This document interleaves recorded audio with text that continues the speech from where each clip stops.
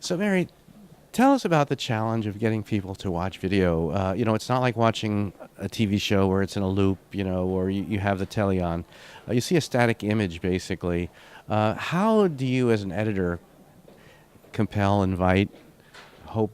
What actions? How do you get people to actually watch that video, to press the play button? You're right, we cannot take it for granted that people are just going to click because we say click.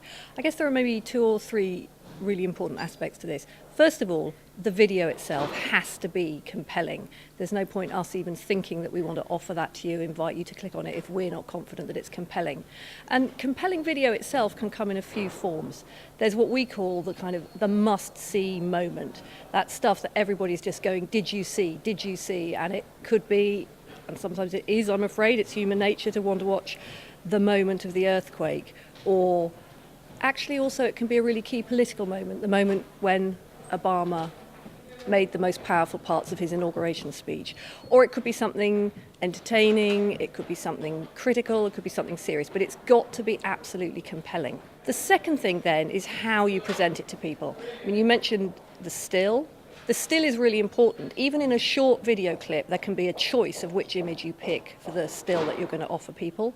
So that's one thing, but just as important, and perhaps, and in my view, even more important, are the words that you put with the video. What is it about this video that you can be conveying in 3, 5, 8 words to people that they must watch this? Sometimes it can be the name of the speaker. Sometimes it can be a powerful phrase like the moment when. We talk a lot in the newsroom about using language that is really honest, really straight with the viewer. This video is going to do what it says on the tin. So if we say the moment when the earthquake struck, that's what you're going to see. If we say the highlight of Obama's speech, that's what you're going to see. So sometimes it's about doing kind of tricksy headlines. Sometimes it is about a pun or a cute phrase that people are going to be intrigued by and think, oh, I wonder what that's about. I'll go in and I'll watch that. But a lot of the time, actually, it's about being very straight and clear and honest, because what really turns viewers off, we've found more and more, is if you click on something thinking you're going to get blue and you're offered red, the first thing you do is click away.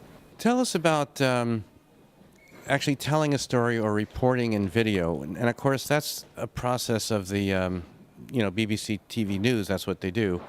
How does news reporting using video translate into the web, which has historically been a print environment? I think all organisations are working out what news reportage in video on the web is really about. I've talked already about what we call the most sort of on-demand video, which is really snippet video, the raw video that is the key moment of conveying what happened. But there is also a lot of work that we put into how video can help our journalists, BBC journalists, tell a story. And again, we've learned some real lessons over the last few years. In the beginning, we and a lot of other organisations simply took a television package from a news bulletin and kind of slapped it online. And some of that worked, but frankly, some of it didn't, because the grammar just isn't what people want from the web. First of all, duration. By and large, we will put shorter reportage clips onto the web than we will onto television. But we've also learned a lot about something which I think is the essence of the web, which is something about being unmediated. So we tend not to do very sort of complicated, edited, formatted, scripted pieces for the web. You're much more likely to see one of our correspondents in situ, the place where the bomb has exploded, taking you around, showing you. We call it a show and tell. So the correspondent, the reporter, is talking directly to you, but more often is just talking and showing you, and the camera is moving around and showing you what you can see. What you don't get is a lot of sort of scripted and then pieces to camera and in and out formats. So that's one kind of way of doing reportage on the web. Another, and we see this with a lot of our competitors, and I think some of the competition is incredibly creative about this, is what we call truly multimedia storytelling, where we take perhaps quite a complicated subject. We did a really interesting project recently about dementia. Not at first sight something that's going to be easy to translate into video on the web. We found a family where the grandmother has been afflicted by dementia, but the whole family is affected, and that was the story we wanted to tell. We did short interviews, well, long interviews actually, but edited out excerpts from all the members of the family and her doctor and her nurse and the grandmother herself. And then we presented these snippets of video round a photograph of the family. So you came to the photograph, there were some powerful words, you came to the photograph, you could click on any of the people in the photograph and you then heard their story in video.